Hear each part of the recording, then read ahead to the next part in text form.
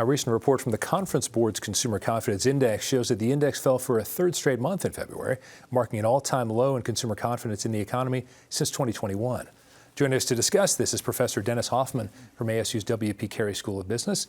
Good to see you as always, sir. Great to be here, Steve. So let's talk about how consumer confidence is measured. We always hear consumer confidence. Sure. Picture survey. There's two of them that are really popular. The University of Michigan and the Conference Board. They come out fairly close to each other in terms of the timing of the month, and the sentiment is often pretty similar because they're capturing by design a random sample of respondents. And they slice it by, by age, by gender, by political affiliation. And that's kind of interesting, by the way, if you want to get into that, because the political affiliation sentiment is very different, not only today, but yesterday. And it really has kind of picked up. In fact, what I kind of look at is independents now when they come out, because independents seem to be pretty much consensus with respect to the sentiment barometer. But 3 or 4 years ago, the Democrats were very optimistic and the Republicans not. Yeah. And it's of course flipped right now. But has it flipped as much as people thought it would? I'm asking it this way because a lot of people. We always talk about the price of eggs throughout the entire campaign. Yes. And of course, during President Trump's first term, at least before the pandemic, the economy, by most designs, was doing quite well. And I think people automatically expected, President Trump's back in the White House, it's going to go great. But consumer confidence indicates it's not going great. Well, some folks did expect, and that was a lot of the tailwind, I think, behind the vote in the fall, is that, it was a very simple kind of logic. We hate inflation. In 17, 18, and 19, there was no inflation in the U.S. Trump was president. Ergo, we need Trump back because we hate inflation. And my worry was always there, and I would try to remind people, I hear nothing in the proposed policies that's really going to be anti-inflationary. In fact, much of his policy, much of the proposals will stoke inflation, be they tax cuts or be they tariffs or be they mass deportations that are going to be disruptive in the labor market. All that's going to be inflationary. Well, so specifically with consumer confidence, I want to get to a couple of those things.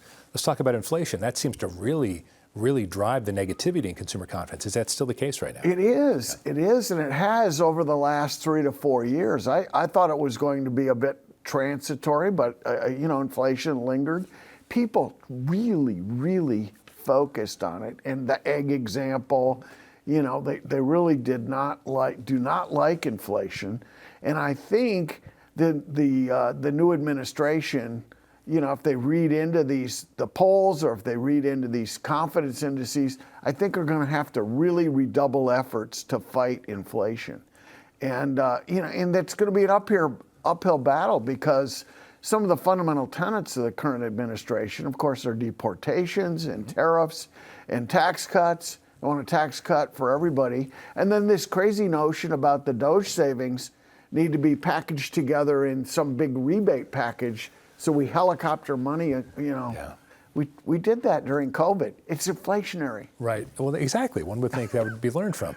So let's talk specifically about tariffs and the impact that could have on consumer confidence, because it almost feels like, this is just me talking, that tariffs on China, we like that, but tariffs on Canada and Mexico, we don't like that. Well, there's a logic to that. If you want to build a case for tariffs, it's about, national security. It's about penalizing those particular countries that have not opened their markets sufficiently, so you want some retribution.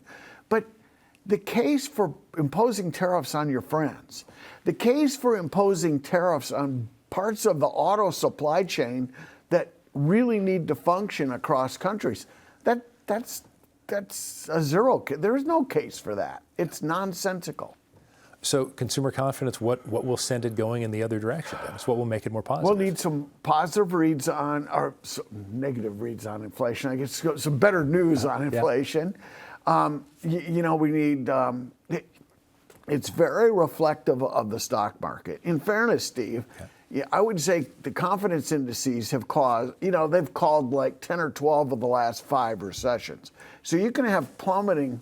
You can have plummeting I almost missed that line. confidence. Good. Okay. Yeah. Yeah, you can have plummeting confidence and just kind of bounce off from it. But it is indeed the case that all recessions have been preceded by eroding confidence. It just doesn't mean that eroding confidence will necessarily bring us a recession. But the risk is higher now. So how much of a consumer-driven economy do we have now? And if I may say, is that part of the struggle sometimes? Because for quite a while before we saw these big box stores closing and department stores, it used to feel like, going way back when George W. was president, we can't let the terrorists win by not going to the mall. It almost felt like, so how much does the price of everything, whether it's gas or eggs or I want to go buy a new shirt, how much does that affect consumer confidence? Well, this spans a lot of what we've just been talking about. Fundamentally, we have a huge appetite for consumption in this country. Arithmetically, we want to consume far more than we can possibly produce, given any allocation of resources. Yeah. So we have to import products. And those products, if they face tariffs, they're going to be more costly. Right. And we're going to gum up supply chains. So there was no inflation on the planet in 18 and 19. It wasn't just that Trump kept inflation down. There was no inflation on the planet then. After COVID in 2002, when Mr. Biden was having a struggle fighting it, every developed country was having the same struggle. Yeah. So no inflation, high inflation, almost down to no inflation. This fall, the inflation rate in Phoenix, 1.6%. We had virtually won the battle. Yeah. We're going to have to see what it is in the next couple of years. Well, we'll see if those gas prices go up again, too. Indeed. Yeah. Dennis Hoffman, thanks. Great to see you as always. Great, Steve. Take care.